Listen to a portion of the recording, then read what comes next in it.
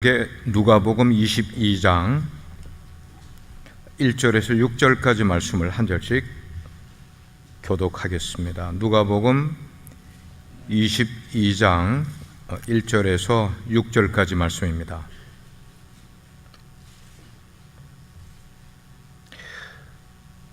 제가 1절 읽겠습니다.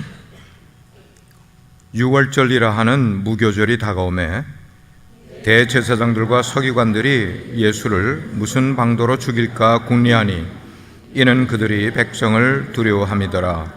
12 중에 하나인 가룟인이라 부르는 유다에게 사탄이 들어가니 이에 유다가 대제사장들과 성전 경비대장들에게 가서 예수를 넘겨줄 방도를 의논하며 그들이 기뻐하여 돈을 주기로 언약하는지라. 유다가 허락하고 예수를 무리가 없을 때에 넘겨줄 기회를 찾더라. 아멘. 착석하시겠습니다.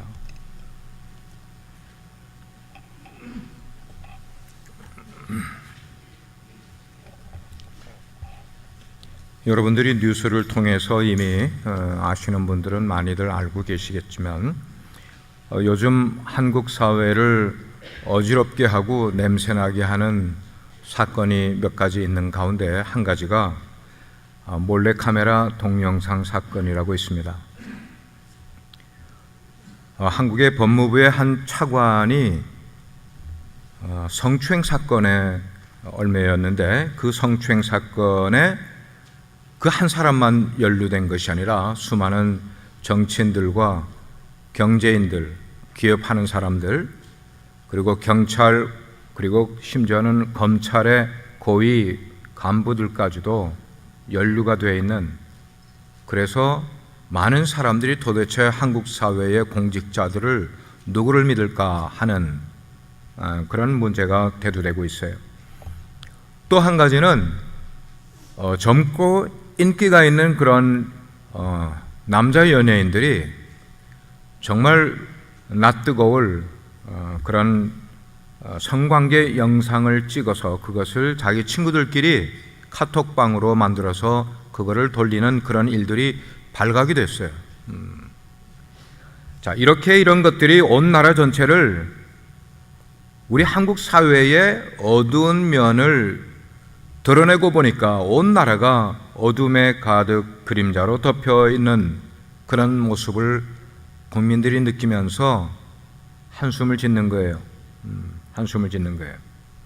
근데 이런 일들을 시작을 한 본인들은 자기들이 저지른 일들이 이렇게 온 나라에 어둠을 가져다 주는 일인 줄을 생각을 했을까? 생각하지 못했을 거예요. 이 사건이 이슈가 되면서 그 영상을 봤다, 안 봤다, 아느냐, 모른다, 보는 사람들마다, 거기에 연계된 사람들마다 인터뷰를 하게 되면 자기는 관계가 없다, 모른다, 그러면서 서로 손가락질을 하고 있는 그런 추태의 모습들. 그러니까 점점 더 신뢰를 잃어가는 거예요.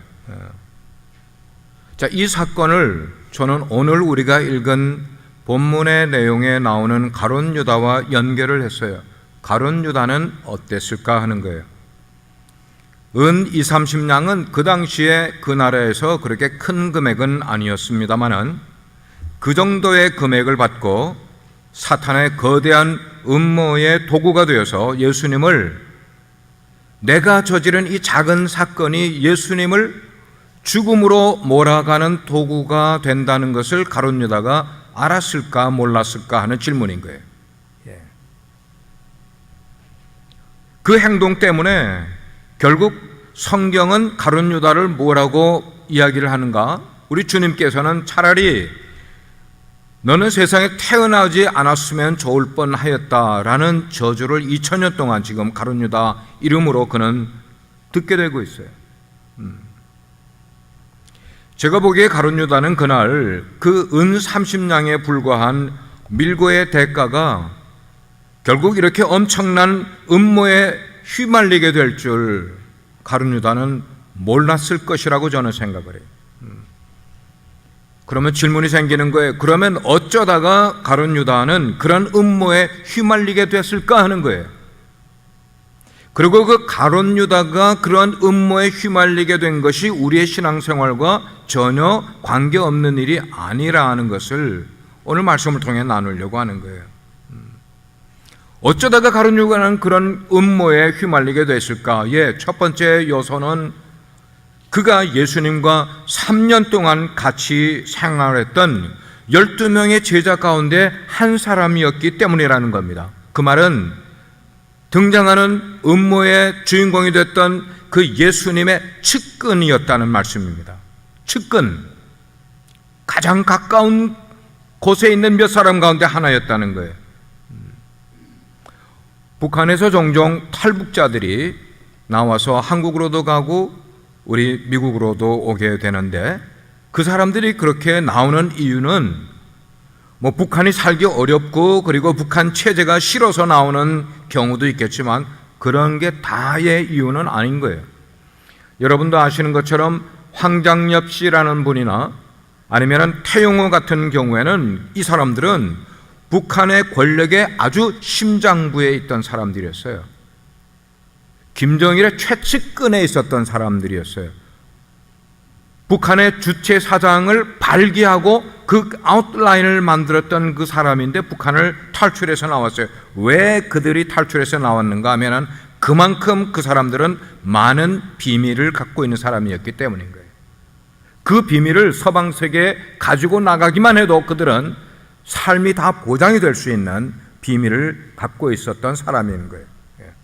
이처럼 가룟 유다의 배신도 그런 측면이 있다는 것입니다. 그가 예수님과 제자 공동체의 비밀들을, 그래서 대제사장들이나 서기관들은 지금 그렇게 새롭게 공동체로 일어나고 있는, 그렇게 새롭게 사람들이 많이 따라다니는 그 예수와 그의 제자들이 가는 곳에는 수천 명, 많게는 수만 명의 군중들이 몰려다니는 그 신흥, 인기 있는 사람, 어쩌면 저 사람들이 정치 집단이 되면 우리에게 상당히 불리할 것과 같은 그런 생각을 가지고 있는 사람들에게는 예수님의 최측근인 제자 가운데 한 사람이 그들의 비밀을 우리에게 팔기만 하면은 이게 끈앞풀이 될 수 있다는 얘기입니다. 결국 은 30이라는 작은 타락 하나가 지옥의 문을 열어주게 되고 그 지옥의 문을 통해서 얼마나 많은 사람들이 지옥에 가게 되는 결과를 만들게 되었다는 거예요. 자, 이걸 보게 되면서 오늘을 신앙생활하는 우리들 속에 오늘날 교회에 그래도 교회의 일을 중심으로 하고 있다는, 어쩌면 교회의 재직들이나 중직자들, 아니 그들만 아니고 목회자들을 포함한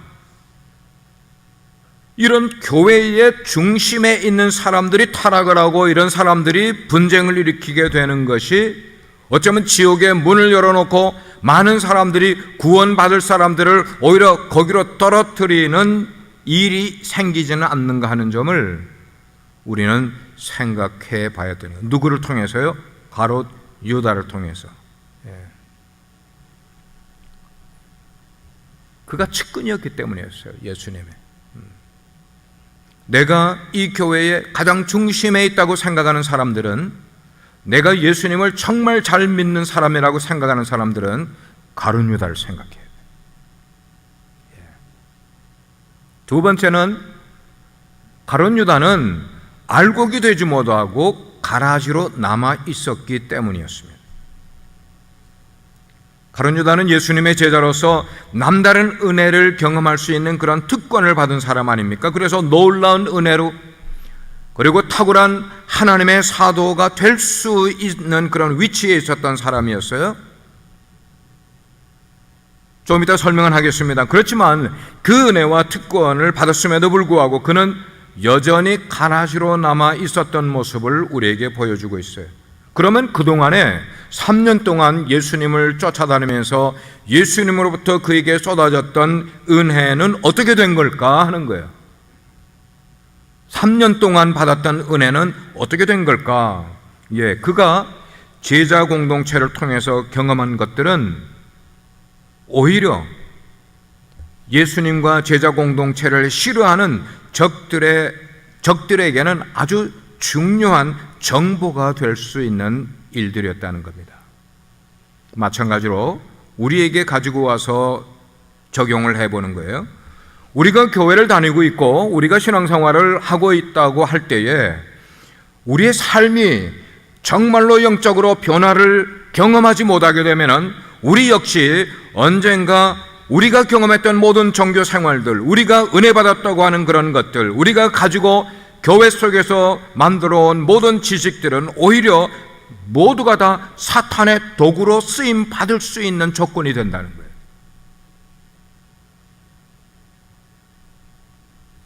무서운 얘기예요. 그래서 성경의 말대로 하게 되면 차라리 직분자가 되지 않았었으면 좋았을 것을, 차라리 목회자가 되지 않았으면 좋았을 것을 이라는 엄청난 얘기가 나올 수 있게 된다는 말입니다. 우리가 매주일 교회에 와서 받은 은혜에도 불구하고, 그리고 신앙의 연수가 5년이 되고 7년이 되고 10년이 되고 쌓아져 감에도 불구하고 여전히 우리가 가라지로 남아 있는 것은 이와 같은 끔찍한 일을 만들어갈 수 있는 요소가 있다는 것을 이제는 정신을 차려야만 되는 거예요. 이제는 정신을 차려야 되는 거예요. 그러면 왜 가룟 유다는 이러한 놀라운 은혜에도 불구하고 변화되지 못했을까? 이제 이게 본론으로 들어가는 거예요. 가룟 유다는 그 가룟 유다를 넘어지게 할 질병을 갖고 있었어요. 영적인 인격적인 질병을 그가 가지고 있었어요. 성경이 가룟 유다에 대해서 설명하는 것 가운데 특징적인 면을 지적을 하면은 이것이에요. 그가 예수님을 은 30에 팔았다. 여기 팔았다라는 단어가 나오는 거예요. 팔았다.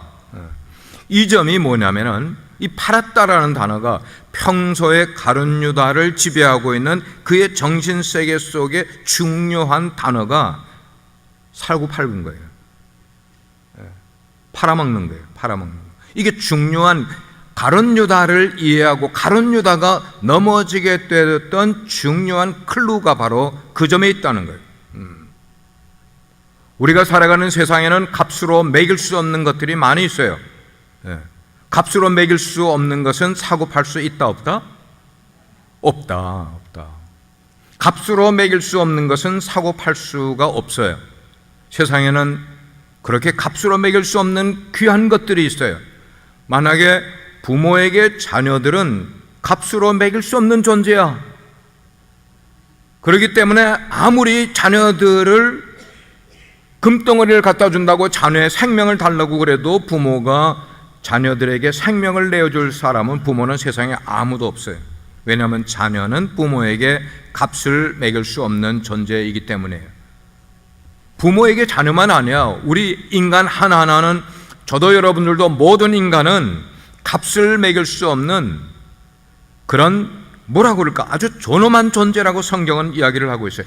그런 의미에서 가룟 유다가 예수님을 은 30에 팔았다는 것은 그 가룟 유다의 가치관 속에는 자기가 3년 동안 따라오던 예수님 그 스승이 가치 있는 존재가 아니었다는 거예요.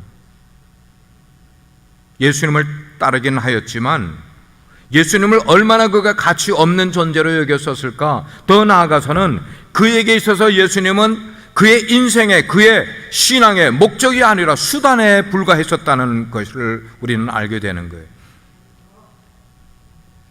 이 단어, 수단에 불과했던 이 단어. 그래요. 가룟 유다는 그의 인생의 모든 일들을 수단으로 대하는 잘못되고, 그리고 뭐라고 그럴까, 병든 가치관을 가지고 살아갔던 사람임을 우리는 알게 돼요. 그가 스승을 팔았다는 것은 그의 신앙을 팔았다는 얘기고, 스승을 팔았다는 것은 친구를 팔았던 것이고, 자기의 제자 공동체 전체를 팔았던 것이고, 그리고 그의 인간성도 팔았다는 결과로 우리는 보게 되는 거예요. 이걸 보면은 가룟 유다는 어떤 사람입니까? 그는 신앙심도, 그리고 친구들도, 공동체도, 심지어는 하나님까지도 자기의 수단을 위해서는 다 팔아먹을 수 있는 존재가 가룟 유다였다는 것이. 그러면 이 모든 것은 무엇을 위한 수단으로 여기는 걸까?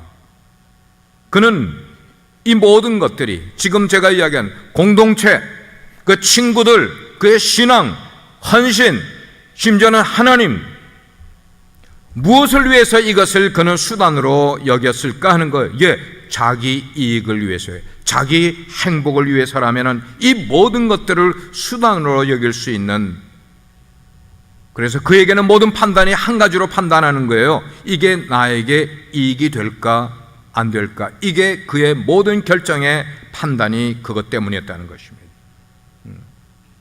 저는 이 가룟 유다가 처음에 예수님의 부름을 받고 성큼 내가 주님의 제자가 되겠습니다 라고 이야기를 했을 때에도 이 결론을 보게 되면은 그는 이미 제자로 헌신을 하게 될 때에도 자기 이익을 머리에 계산을 하고 주님의 제자로 따라가지 않을까 생각을 해요. 저 혼자의 생각이 아니라 성경이 설명을 해주고 있기 때문에. 3절 말씀을 보게 되면은 가룟인이라 부르는 유다라고 이야기를 해요. 그 말은 뭐냐면 예수님의 다른 11 제자들은 다 갈릴리 출신이야. 이스라엘의 그 북쪽에 갈릴리 호수 있는 그 근방의 출신이야.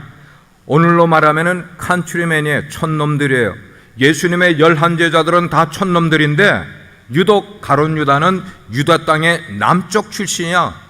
유대 그 예루살렘에 가까운 그런 가룟이라는 동네 출신인 거예요. 그러므로 예수님의 사역의 주 무대였던 갈릴리 지역에서 예수님이 사역을 하실 때에 그 지역에 가까이 살았던 제자들은 자기 가정에 볼 일이 있으면은 아니면 가정에 대소사가 생기면은 뿅 하고 가서 집에 갔다가 친척들을 만나고 뭐 이렇게 할 수 있었겠지만 저 남쪽 출신인 가룟 유다는 유독 고향을 떠나서 멀리 타향에 와 있으면서 타향살이를 하면서 뭐가 일이 있어도 뭐 해줘도 가지 못하니까 늘 예수님의 그래도 가까운 곳에 늘 함께 있었던 모습이, 이런 모습이 제자 공동체에서 야 이제 누군가가 우리 재정이 이제 점점 늘어나는데 이 재정을 담당할 사람을 뽑아야 되겠는데 누가 신실하냐, 누가 충실하냐, 누구에게 맡길까 그럴 때 제자들이 가룟 유다가 좋은 것 같아요. 그래서 덜컥 가룟 유다에게 돈꾀를 맡기게 되었던 거예요.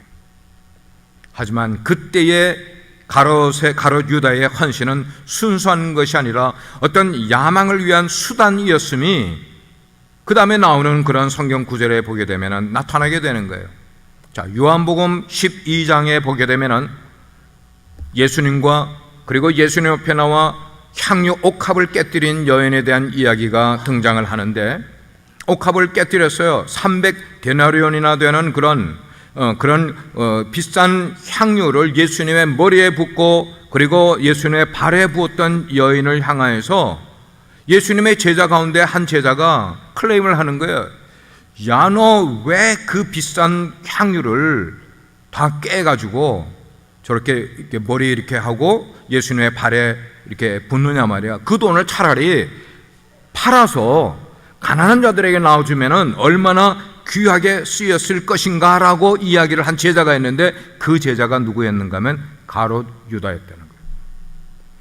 그럴 때 성경은 예수님은 그 가룟인 유다의 그 얘기를 뭐라고 반박을 하셨는가 하면은 가만두어라, 가만두어라.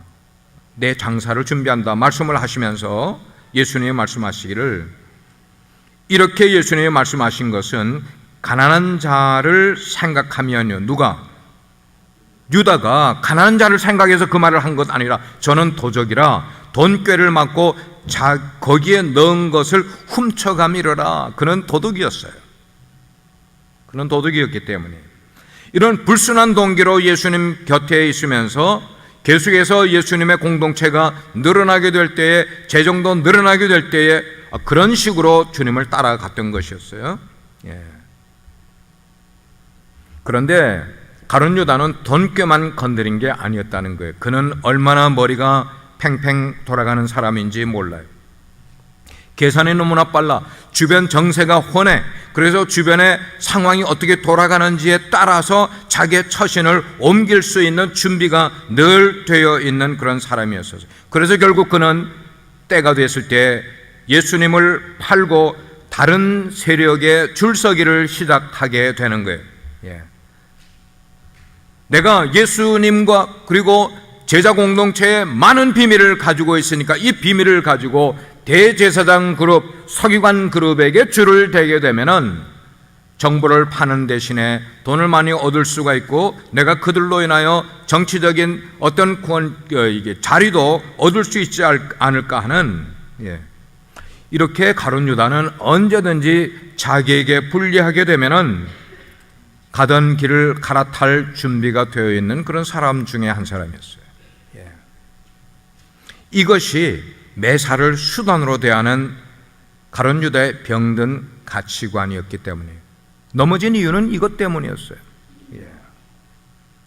그런데 가룟 유다가 가지고 있는 문제가 그것만 아니라 정말 가룟 유다가 가지고 있던 문제는 바로 이 점이었어요. 그는 은혜를 받지는 않고 은혜를 팔아먹는 생각만 늘 하고 있었다는 것입니다. 은혜를 받는 데는 신경을 쓰지 않고 은혜를 팔아먹는 데만 관심을 썼던 그의 모습. 가룟 유다가 은혜를 받았다면 어떤 은혜를 받았을까요? 그는 가장 먼저는 예수님의 12제자로 선택되는 그런 은혜를 받지 않았습니까? 예수님의 제자가 된 다음에 예수님이 가는 곳마다, 예수님이 사역하시는 곳마다 직접 눈으로 보고 듣고 경험을 한 은혜가 있지 않았습니까? 예수님과 함께 다니면서 수많은 기적을 경험을 했어요. 예수님이 갈릴리 풍랑을 잠재우시는 것을 경험을 했어요. 예수님의 물리를 걷는 모습도 그는 봤어요. 제자들과 함께 다니면서. 그러면서 예수님이 병자들을 고치고 귀신을 쫓아내고 심지어는 죽은 자를 살리는 것까지 그는 봤었어요. 그것뿐입니까? 수많은 사람들과 함께 예수님의 말씀을 전하게 될 때 그 말씀을 직접 들었어요.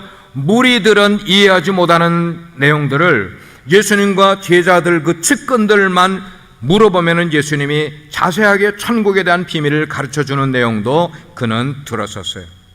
그러면서 그 말씀을 들을 때에 감동도 받았습니다. 감격도 했습니다. 눈물을 흘린 적도 있었습니다. 그는 예수님으로부터 은사도 받았습니다. 귀신을 쫓는 은사도 받았어요. 병 고치는 은사도 받았습니다. 그러면서 많은 사람들에게 복음을 전하고 그리고 병도 고치는 일들을 했어요. 얼마나 놀라운 은혜를 받은 사람입니까? 그런데 왜 이 엄청난 특권, 그 엄청난 은혜가 자기에게 왔음에도 불구하고 그는 정작 변화되지 못하는 삶을 살았을까? 이게 우리에게 질문인 거예요. 그는 은혜를 받으려고 하기보다는 그 은혜를 팔아먹으려고만 했기 때문인 거예요. 그가 예수님의 제자로 선택받은 것이 자신에게 내가 정치적으로 어쩌면 물질적으로 나에게 유익이 되는 그런 보관을 가지고 예수님을 따른 것이지 순수하게 예수님의 제자의 삶을 살아가기 위해서 하나님의 나라의 일꾼이 되기 위한 그런 것이 아니었던 거예요. 그래서 말씀의 은혜를 받게 되면은, 능력을 받게 되면은, 그리고 은사들을 얻게 되면은 그것들을 가지고 어떻게 하면 사람들을 많이 모을 수가 있을까? 어떻게 하면 많은 사람들에게 나의 영향력을 미칠 수 있는 사람이 될 수 있을까라는 것이 그가 예수님을 따른 진짜 목적이었던 거예요. 이 가룟 유다를 오늘날로 표현을 하게 되면은 주님이 말씀하실 때에 그는 옆에서 주님이 말씀하시는 것을 그냥 노트에다가 필기를 다 합니다. 필기만 합니까? 녹음도 해요. 녹음만 합니까? 영상으로 비디오로 촬영까지 다 해요. 다 모아둬요. 무엇을 위해서요? 나중에 자기가 사역할 때 써먹으려고. 그는 은혜를 자기가 받지 아니하고 자기가 써먹을 것만 챙기는 그런, 그리고 그가 재정을 맡았다고 그랬잖아요. 가룟 유다는 어쩌면 재정을 관리하는 입장에서 주님, 그런 설교를 하시면 사람들이 잘 모이지 않아요. 이런 설교를 하셔야 돼요. 주님 그런 설교를 하시면은 사람들이 헌금 잘 하지 않을 거예요. 그렇게 하지 마시고 이렇게 하십시오 라고 하면서 예수님의 말씀을 전하실 때 은근히 압박을 가할 수도 있었을 거예요. 예수님이 어떤 커다란 집회를 열게 되면은 그 집회를 통하여서 자기가 은혜를 받는 데 관심을 쓰기보다는 그 엄청난 집회 속에서 떨어지는 콩고물을 챙기려고 마음은 딴 데 가 있었을 것이에요. 청년 시절 저는 브라질에서 장사를 했었어요. 가게 문을 8시 반에 여는데 7시 반쯤에 가게로 나가서 셔터를 닫고 들어가서 성경을 5장씩 읽었어요. 그리고 기도를 하고 그 말씀을 묵상을 하는데 그때의 그 시간들이 얼마나 저에게는 귀한 은혜의 시간들이었는지 몰라요. 그래서 하나님의 말씀을 읽고 묵상하는 것이 저의 삶의 습관이 됐었어요. 그 시간은 전적으로 하나님의 말씀과 저와 1대1로 교제를 하는 거예요. 주님과 1대1의 교제를 나누는, 그러면서 그 은혜를 받아먹는 시간, 저에게는 너무나 귀한 시간이었었어요. 그러던 제가 목사가 되면서 저의 묵상의 시간은 어느덧 습관이 되어버리기 시작을 했어요. 묵상의 시간을 통해서 받은 은혜를 나를 위해서 먹고 그리고 내가 성장하는 데 사용하고 내가 순종하려고 하기보다는 내가 묵상한 깨달은 이 말씀을 나는 어떻게 성도들과 나눌까?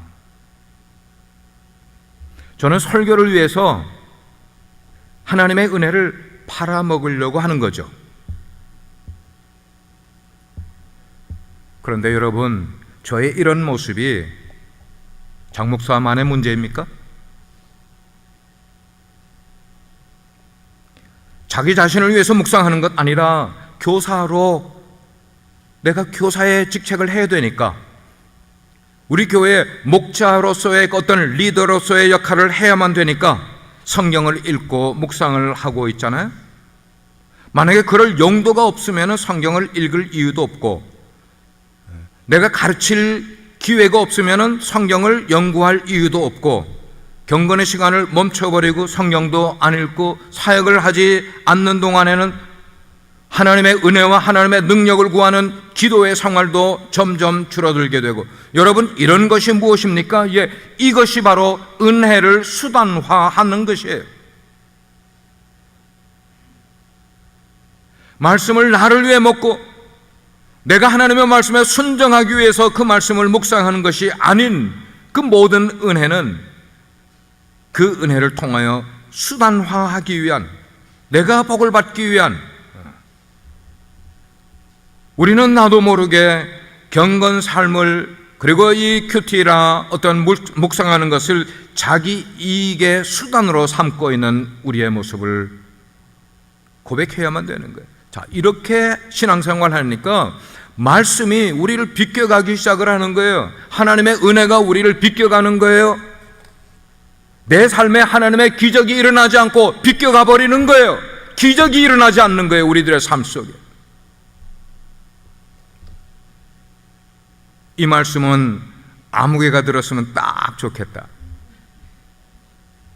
아, 말씀에 참 좋은데 그거는 내가 뒀다가 언제 어디에다가 써먹어야지. 비껴가는 거예요. 비껴가는 거. 자기 자신에게 적용하지 않는 거예요. 자, 보십시오.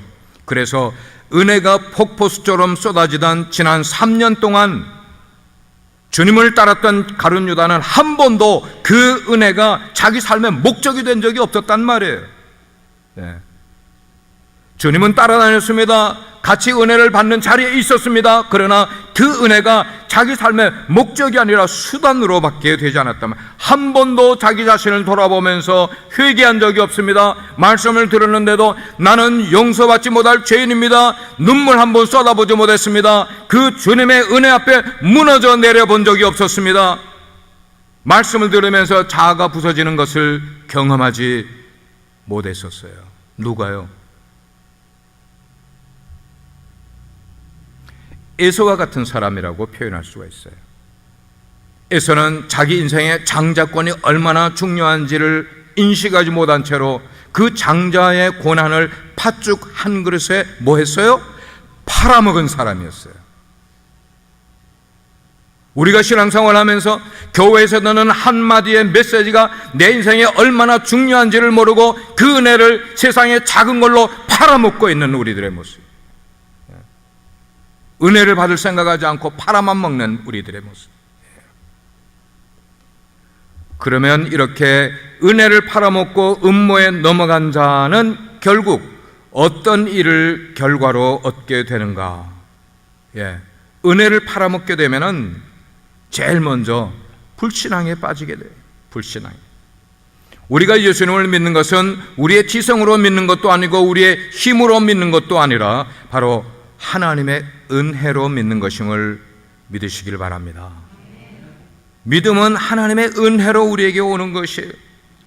에베소서 2장 8절 말씀 우리가 같이 한번 읽어볼게요. 한번 소리내서 읽어보겠습니다. 시작. 너희는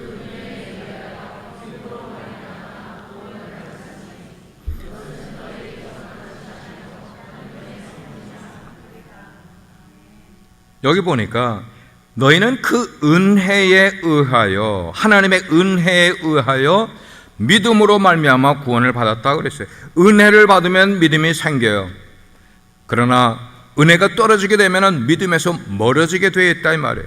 결국 아무리 많은 은혜를 받았어도 그 은혜를 팔아버리게 되면 우리는 불쌍한 존재가 되는 거예요.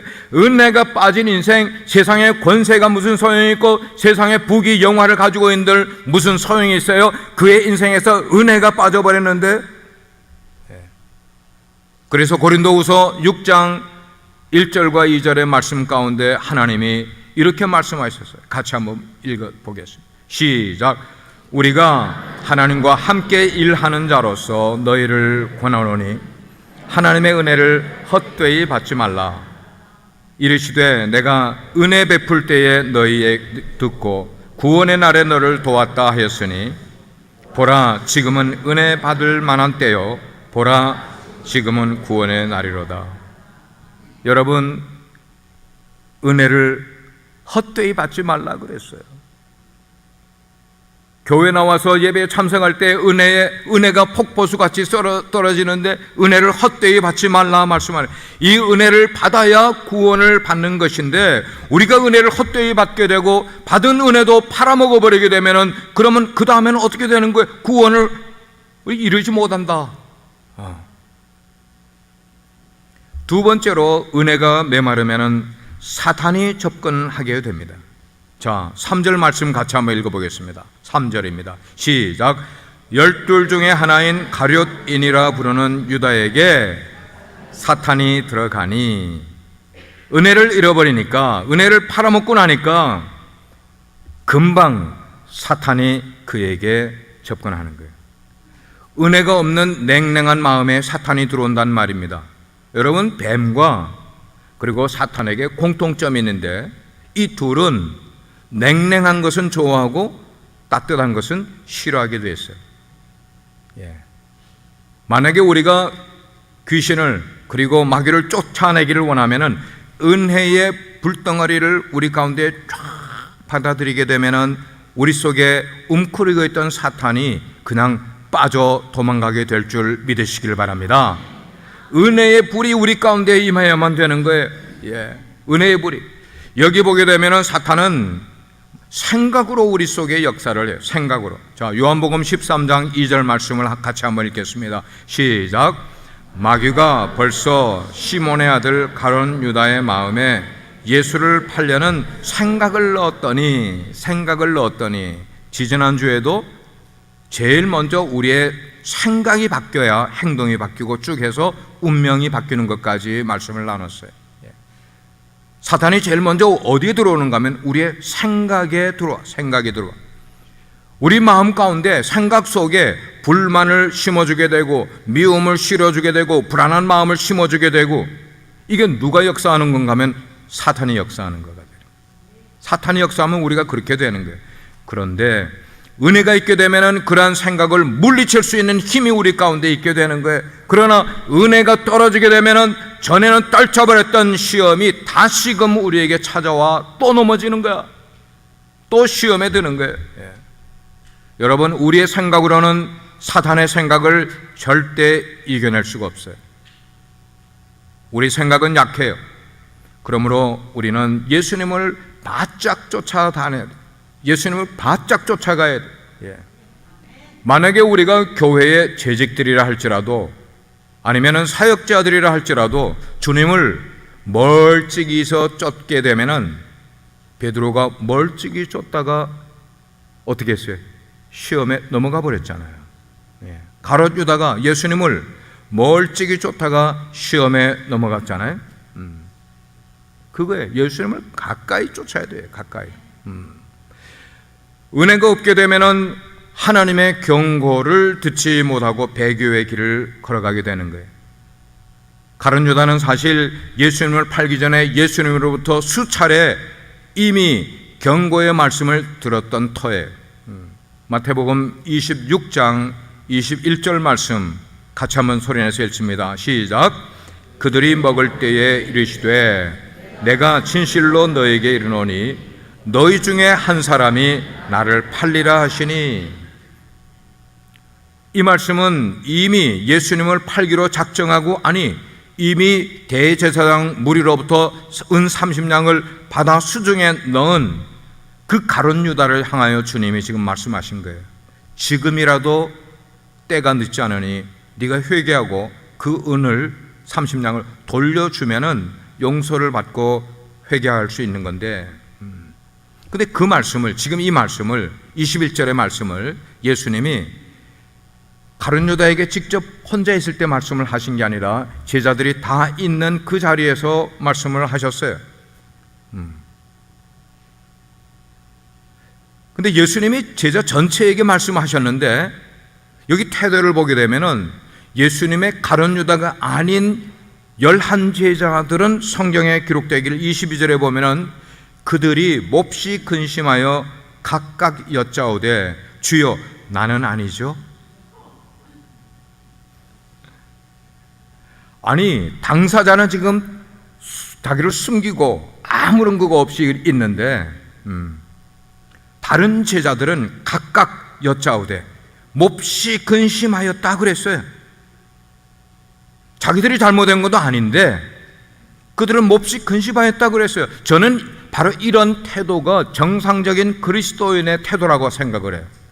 교회에 어떤 미심쩍은 그런 일이, 아니면 교회에 어떤 불행한 일이 생겨나게 되면은 그 사람들을 신랄하게 비난하고 그 사람들을 비판하고 하는 것 아니라, 그 문제를 두고 내가 잘못했는지도 모르겠어,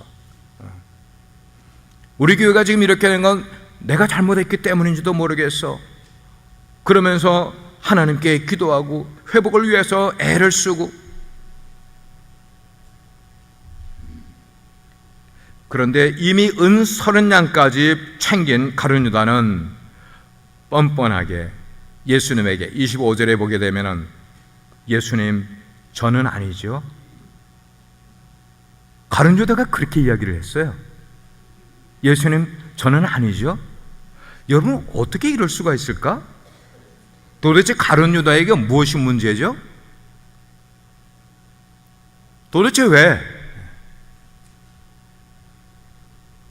이유는 가룟 유다는 경고가 안 들리기 때문이에요.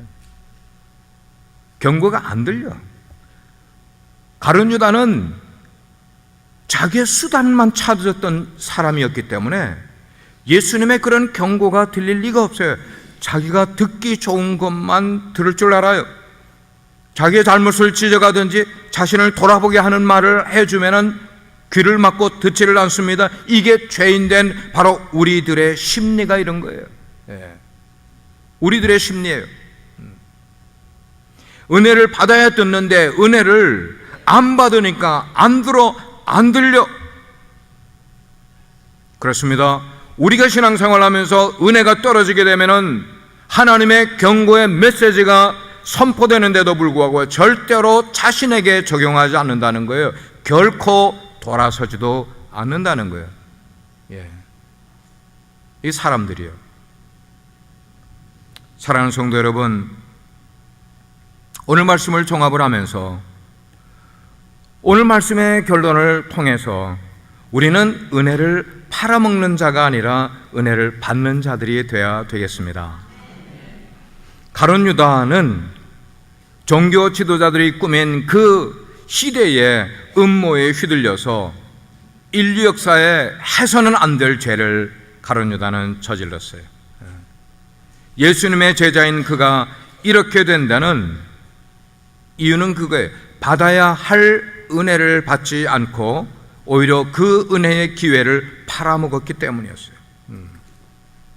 하지만 사랑하는 여러분, 이 메시지가 왜 중요한가 하면은 주님을 자기 인생의 수단으로 여겼던 가룟 유다처럼 우리도 그럴 수 있기 때문이에요. 우리도 그럴 수 있기 때문에 가룟 유다의 실수를 우리도 오늘 저지를 수 있기 때문에 그렇습니다. 우리는 이렇게 기도하는 게 나아요. 주님, 이제부터 주님을 수단으로 여기지 않겠습니다. 주님, 내 신앙생활을 나의 이익을 위한 수단으로 여기지 않겠습니다.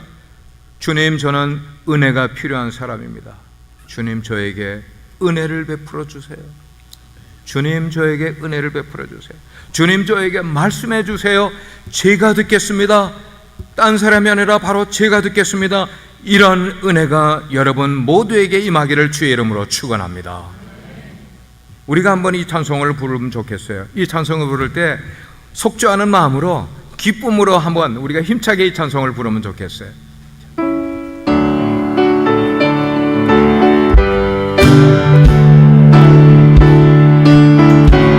내 주 하나님, 내 주 하나님, 넓고 큰 은혜는 저 큰 바다보다 깊고 너보다 주를 끌어 깊은 데로 정함 가운데 가보라. 내 물러서 창파에 내띄워 내 주 예수 은혜의 바다로 내 맘 꺼져라.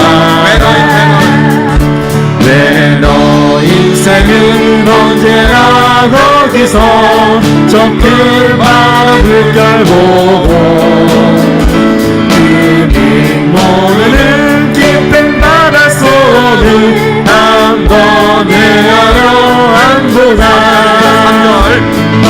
언덕을 넘어서 창파에 내띄워 내 주 예수 은혜의 바다로 내 맘 꺼져가. 많은 사람이 얕은 물가에서 저 큰 바다 가려다가 살살거리는 작은 파도 보고 마음 약하여 못 가네. 언덕을 떠나서 창파에 내띄어 내 주 예수 은혜의 바다로 내 맘 꺼져가라. 자곡하거라 이제 곧 가거라. 저 큰 은혜 바다 향해 자곡 내 노를 저 깊은 데로 따라 망망한 바다로 언덕을 떠나서 창파에 내띄어 내 주 예수 은혜의 바다로 내 맘 꺼져가라. 하나님, 우리는 세상을 살면서 하나님을 믿는다고 하지만 우리의 믿음은 가룟 유다와 크게 차이가 없는 예수님을 내 인생의 목적으로가 아니라 수단으로 삼기 위한 신앙생활을 해왔음을 고백합니다. 그렇습니다. 모든 것이 나를 위한 것이었습니다. 그러나 그렇게 할 때 사단이 우리에게 다가와 우리를 넘어뜨릴 수 있기 때문에 하나님이여 우리로 하여금 수단이 아닌 목적으로 신앙생활을 할 수 있는 저희들 삼아주시기 간절히 기도합니다. 아멘. 그래서 사단의 괴계가 우리 가운데 다가오다가 우리의 가득 차 있는 은혜의 삶을 보고 도망갈 수 있도록 은혜를 귀히 여기고 은혜 받는 삶이 되지 은혜를 팔아먹는 신앙인이 되지 않도록 저희들을 붙들어 주옵소서. 아멘. 예수 그리스도의 이름으로 기도합니다. 아멘. 아멘.